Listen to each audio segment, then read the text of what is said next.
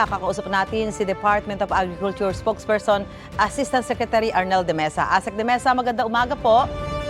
Magandang umaga, Susan. Sa lahat na nakikinig at nanonood, magandang umaga po. Asek, pakikumpirma po, may oversupply ba ng gulay sa ngayon kaya po nangyayari na may mga itinatambak na lamang po sa mga gilid ng kalsada? Actually, Susan, sa report sa atin ng ating Regional Field Office sa Cordillera, kasama ng mga lokal na pamahalaan, ay sinasabi po at nakonfirma natin na wala naman pong oversupply ng mga pangunahing gulay dito po sa ating Baguio Trading Center.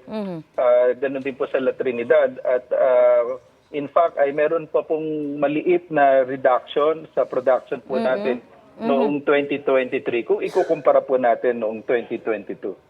Kung ganun po pala, Asek, bakit po nangyayari na mas pinipili po ng mga magsasaka na itambak yung mga gulay sa kalsada sa halip na dalhin sa pamilihan? Kung sinasabi nyo, actually may kakulangan pa nga, may nabawas pa doon sa produksyon ng gulay.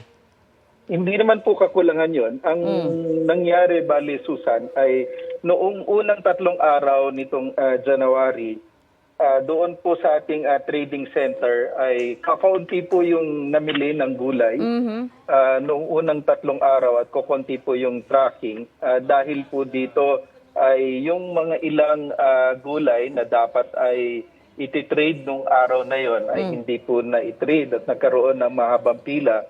Kaya yung iba po na na-deteriorate na gulay ay kung hindi po ipinamigay ng libre ay naibenta po ng mura. At naibalik na po actually nung January 8, simula po January 8 ay naging normal na po uli yung trading natin dito sa ating mga trading center sa La Trinidad at Baguio.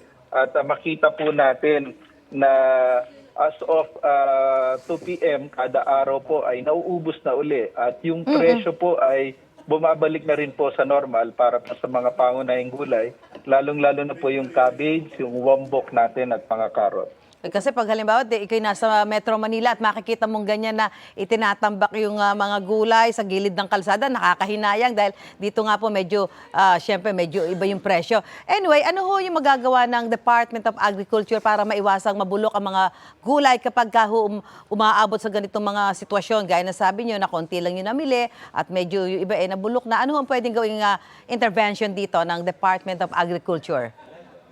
Sa ngayon po, sa pakipagpulong po natin sa ating opisina sa region at sa LGUs, ay napagkasunduan po yung paglalagay ng additional na trading post sa Mountain Province. Ganon din po yung ating clustering and consolidation ng mga farms doon. At isa pa pong intervention ay dito po sa mga lokal na pamahalaan ay magkakaroon po ng tinatawag natin na zoning ng ating mga crop production. Dito ba nakikita niyo ho ba na isa sa mga dahilan din dito yung problema doon sa farm to market delivery po, Asek? Gusto kong ibalita, Susan, masayang ibinalita din ng ating Pangulo na sa loob lamang ng 1.5 taon, yung target na farm to market road na kabuang 131,410 kilometers sa 6 na taon ay mahigit sa 51% na ang natapos. Ito ay kabuang 67,329 kilometers. At inaasahan natin sa loob ng madaling panahon yung natitira na 64,000 kilometers na balanse ay mabilis din na matatapos, Susan. Sana nga po yan ay makatulong sa mga magsasaka natin dyan po sa Benguet para naman ho hindi na tayo umabot sa mga ganitong insidente na nabubulok o kaya naman na itinatapon. Anyway, maraming salamat po, Asek Arnel de Mesa. Magandang umaga po sa inyo. Magandang umaga, Susan. Mabuhay ka.